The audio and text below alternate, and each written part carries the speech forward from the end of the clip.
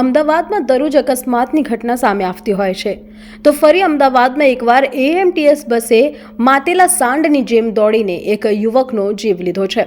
તો આપને જણાવી દઈએ કે જ્યારે તમે ઘરની બહાર જાઓ તો સેફટીની સાથે જાઓ। મોતની સવારી બનીને ઘૂમતી એએમટીએસ બસની અડફેટે 2 વ્હીલર ચાલકનું મોત નીપજ્યું છે। અમદાવાદના ભૂલાભાઈ પાર્ક 4 રસ્તા પાસે એએમટીએસ બસે બાઇક ચાલક યુવકને અડફેટે લઈ કચડી નાખ્યો, તો તેમાં પણ માનવતા ભૂલેલો ડ્રાઈવર અકસ્માત સર્જીને ત્યાંથી ફરાર થઈ ગયો હતો। 1 સેકન્ડ પણ ગાડી ઊભી રાખીને તેણે નીચે ઉતરવાની તીઝદી લીધી ન હતી। તો આ ભયાવહ અકસ્માતના સીસીટીવી પણ સામે આવ્યા છે। તમે સીસીટીવી ફૂટેજમાં જોઈ શકો છો કે કેવી રીતે એક સ્કૂટી ચાલક સામેથી આવતા હોય છે, એનો બ્રેક લાગે એ પહેલાં જ એએમટીએસ બસે એને અડફેટે લઈ લીધો। અમદાવાદના મણિનગર વિસ્તારના ભૂલાભાઈ પાર્ક 4 રસ્તા પાસે અકસ્માતની આ ઘટના બની હતી।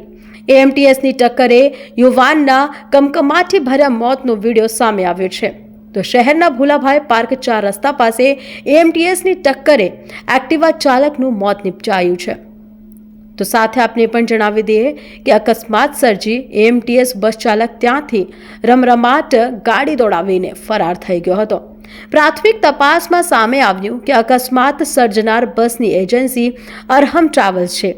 અરહમ ટ્રાવેલ્સના માલિક મણિનગરના પૂર્વ કોર્પોરેટર આનંદ ડાગા છે।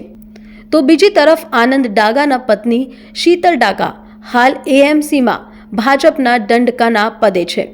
જો કે સમગ્ર અકસ્માતમાં એએમટીએસ દ્વારા એજન્સીને ફક્ત 2 લાખનો દંડ ફટકારી સંતોષ માનવામાં આવ્યો।